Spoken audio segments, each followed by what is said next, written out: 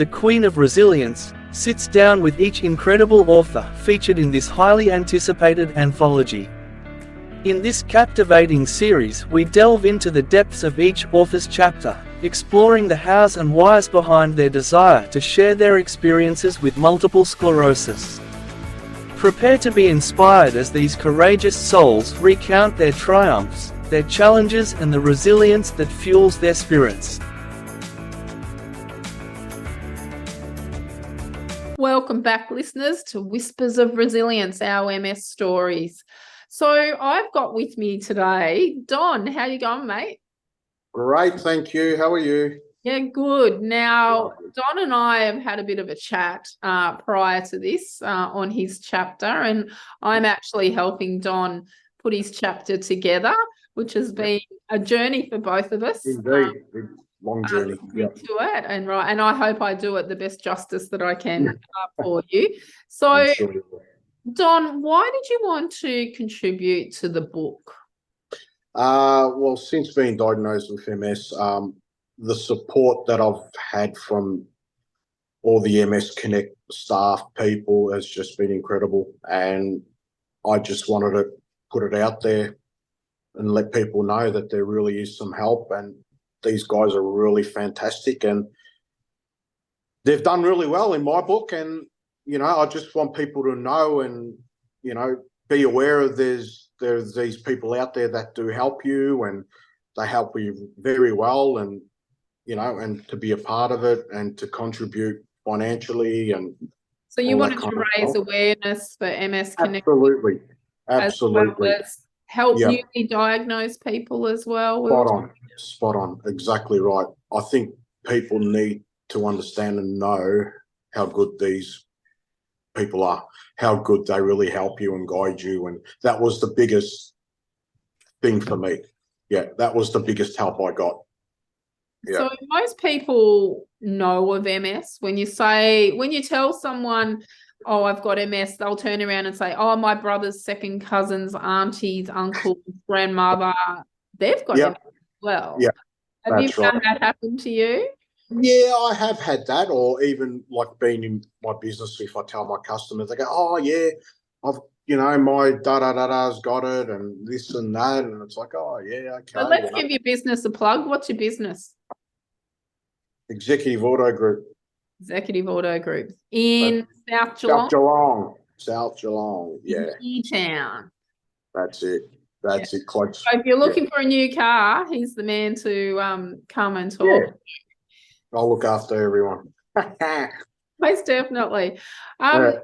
So has talking about your story, writing your chapter, brought up anything from the past in, going back over it?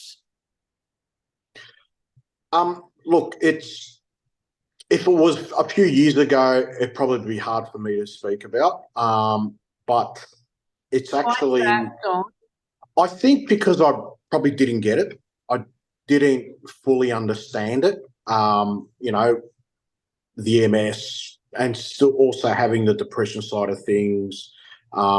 You always look at it as a negative thing, where now speaking about it actually makes me feel better.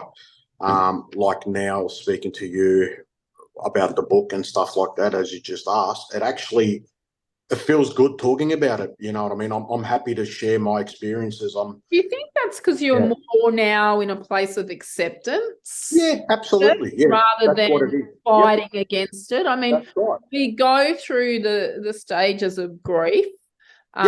People think that you only go through grief when, a loved one dies, but correct. You can go through grief for what your body used to be able to do. That's right. A diagnosis that you've got. Exactly right. And that was the biggest challenge for me as well. Not being able to do, I'm a very physical guy, hands-on guy. And slowing me down in that field was probably the biggest problem I had, that I couldn't deal with mentally. As well, physically it stopped me. But it really affected me mentally, where over the years I've kind of understood what the MS is and how to read my body and to do things that my body allow me to do instead of turning around and being negative and saying, well, shit, if this is what my body's allowing me to do, well, I'm not going to do anything then, you know? So I've actually come to the understanding of that. So, yeah, and it's like I said, I'm in a place of acceptance now. And I work with it, not against it. That's great. You know? Yeah, I work with it, not against it. So, yeah. I think it makes it easier in your journey then. Yeah, And it does. symptoms actually aren't as bad when you've accepted it because you're not stressing all the time and putting that extra fight or flight mode on your body. Correct. That's right. Exactly right. It does. It does. That's right. Like I said, I've had a fall in public, which was my first fall I had in public not long ago, and it's like, yeah, it's a bit embarrassing, but you know what? You pick yourself up and you keep walking. You know what I mean? Well, you try and pick yourself up. And well, that's how you know you've got good people that live around you, because I had 2 cars that stopped and they got out and they helped me up. That was amazing. Oh, yeah. It was like, wow, you know, that was great. I had a fall. I had a fall about a month ago, but I was sitting on the bed and I got my whole left leg. I didn't know, I couldn't feel and didn't realize it. And I stood up and the next thing I went crashing down. As you know, I've had wrist surgery and I was so worried I was going to bust that wrist again. That's right. I just sat there and I'm like, what do I do now? Do I sing out? Do I sing out to my support worker? Correct. Or do I just sit here? And I thought, no, if I sing out to her, she's going to want me to get off the ground straight away. And that's right. Sit here long enough for my leg to come back to life if it comes back to life. That's right, exactly. And that's what it is. You know what I mean? It is what it is, and you just keep going, and you know, you fall, well, you wait till you're ready to get back up and you get up and you just keep going forward, and that's it. I hear people fall and they don't have MS. No, that's right, exactly right. That's right. Yeah. It's just, you know. Sometimes you hurt your pride more than what you've hurt your butt. Oh, but that's all what it was. That's exactly what it was. It was like, especially being the first fall in public, it's like, oh, shit, did anyone see this? You know, and you're doing the look around and it's like, oh, God, how embarrassing, you know. But then, you know, you get the like I said, 2 cars stopped. They got out, they helped me up and picked up all my shopping that was spread all over the car park. And they were great. And it just like. You bust the eggs, did you? Yeah. Yeah, scrambled. Yeah. I was at a awards function a couple of months ago in Sydney, and I still like to wear high heels. So I went through a stage where I couldn't wear high heels at all when I was first diagnosed, and now I'm back into a decent size heel. Good. Only for short periods of time. Like I can't wear them all day. But we were at Star Casino, and there was 1,000 people in that room. And we were down the front, and my business resilience mindset had made it into the finals. And I said to Susie, who was sitting beside me, who works for me and one of my support workers, and I went, God, I hope I don't win. And she's like, what are you here for? And I went, there's 12 steps up to the stage and there's no handrail and I'm in heels. I'm not going to be able to get up on that stage. She goes, yeah, you will. And I went, no. And if I do, I'm going to have to come back down on my bottom. And I'm stressing then. Going, oh, my God. And then I thought, then I got angry. And then I thought, yeah, that's right. I shouldn't have to be thinking this way. This is not an all-inclusive venue. I'm going to have to accept my award from the bottom of the stage. That's it. That's right. And then they all got up and afterwards and had photos taken with Peter Overton.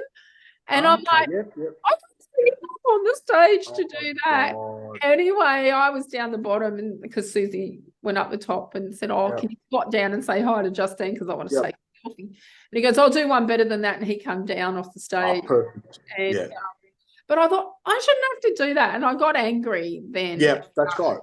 But see, that's the new way. That's also the kind of new way you have to start thinking about, you know, foreseeing things, you know what I mean? Stuff like that with your, you know, with having a little disability or something like that. You know, it's something that you do take note of now.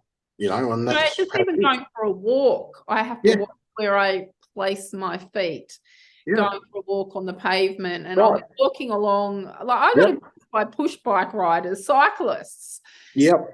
mammals the other week because I wouldn't get off the footpath and walk on the Yep. grass for them to go That's past right. on their push bike. And I'm like, Yep. mate, I'm disabled. Oh, you don't look disabled. And I thought, well, Yeah, here we go. I Yep. actually put a lot of time and effort into the way that I look because that's the only thing that I can still control.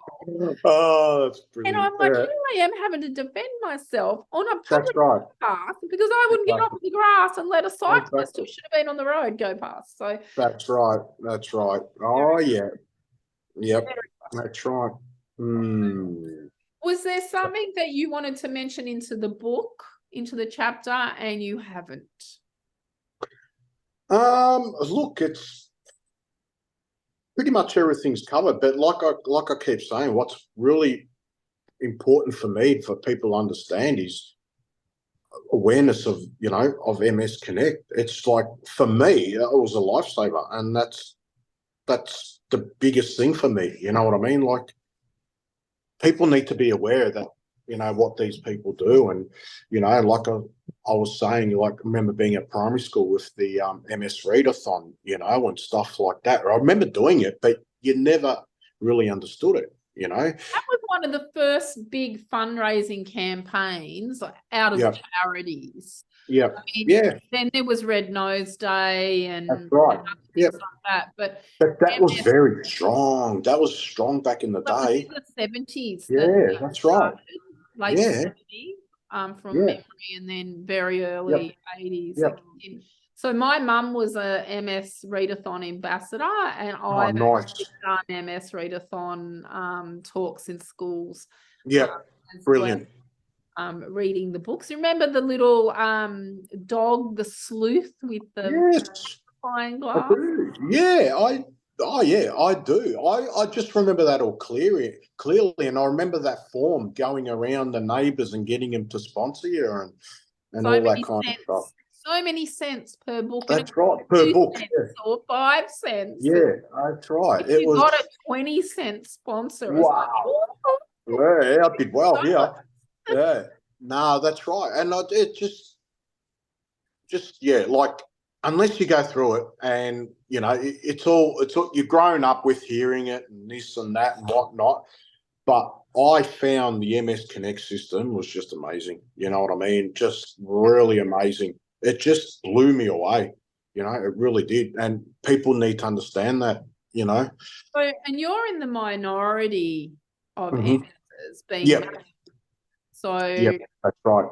Which makes it difficult as well, because most males don't like reaching out for help, don't like support, and keep it all to themselves. So the fact that you need to pat yourself on the back, Don, because the fact that you've reached out to MS Connect to get that support and help is definitely a sign of strength. Yeah. A sign of weakness. And I think when we get our head around that as well, that's right. Will improve then your quality of life. Yeah, exactly right. Look, there's no doubt that you do hit a down point. It's only natural. But God, they help a lot. Whether you stay in that down point or whether you then seek external help. So whether it is seeing, a counsellor, psychologist, psychiatrist, your GP. That's right. And then discussing whether you need additional support with medication or, ongoing counselling as well, will make a difference to where you are today. So that's right. If you hadn't have sought that external help, you wouldn't be running your own business today. No, absolutely not. I guarantee you I wouldn't. No chance. Yeah. No chance whatsoever. No chance. So where do you see the future for you then, Don? Look, just keep going.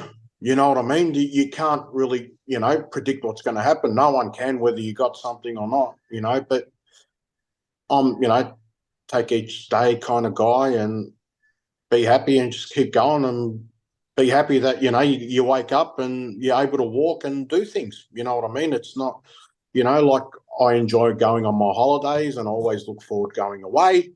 playing in my band and stuff like that. I look forward to things like that, but, just don't take things for granted. He hasn't got one band, he's got two bands that he's Yeah, two bands, yeah. One's got a double vision and the other one, the Bellarine Country. Yeah, music group, yep. House band, yep. So if you're looking to book a band, these guys Yep. are the ones to do it. And if We we cater for all. persuade him, we'll have him at the book launch. Absolutely. Look, Don, I'd like to thank you for your time today. Thank you. In coming along and sharing with all the listeners and viewers out there about your chapter and why you wrote it. And I would personally like to thank you for contributing into the book, because I think it's important that we don't have a great amount of mail, but those of you that are in there are definitely making an impact. So thanks for your time. And look, also thank you for putting all this together, which is, raising the awareness and, kicking it up a notch or two. And, like people like you are what makes things go forward. You know what I mean? The positivity, don't hold back, it's just, I just wanted to show people that our life didn't stop just because that's we right. Diagnosed with MS. That's right. Well, that's exactly how I got onto you to start off with. Yeah. You know what I mean? Like, what you're doing, it's like, you go, girl, you got this. And that was very inspiring. Thank you. No, it really was. So, yeah. So remember, people, if you haven't bought your copy yet, you make sure that you hop onto any of the major bookstores online, so you can buy it on Amazon, Barnes and Noble. You can hop onto my website, resilience-mindset.com.au and morpheuspublishing.com.au, and you can download it then, or Don will have copies as well. Absolutely. And we'll have it absolutely everywhere for sale. So thanks again, Don. Thank you, Justine. You're welcome. And remember, listeners, until next time, you all stay healthy out there. Are you ready to be inspired? Get ready for the book that will touch your heart and ignite your spirit. Whispers of Resilience, Personal Stories of Living with MS is now available for purchase. Have you ever wanted to peek into the lives of individuals who have triumphed over adversity? Look no further. This highly anticipated anthology brings together a group of exceptionally talented authors, all living with multiple sclerosis, who share their personal journeys with unyielding honesty and vulnerability. At www.resilience-mindset.com.au, you can now secure your copy of this remarkable book that captures the essence of resilience, hope, and the power of the human spirit. Dive into the stories that will captivate your imagination and open your heart to the triumphs and challenges faced by these courageous individuals. With each turn of the page, you'll witness the unbreakable spirit of these authors, as they navigate the unpredictable terrain of MS. Their words will inspire you, uplift you, and remind you of the incredible strength that lies within. Visit www.resilience-mindset.com.au now and embark on a transformative journey through the pages of Whispers of Resilience. Get your copy today.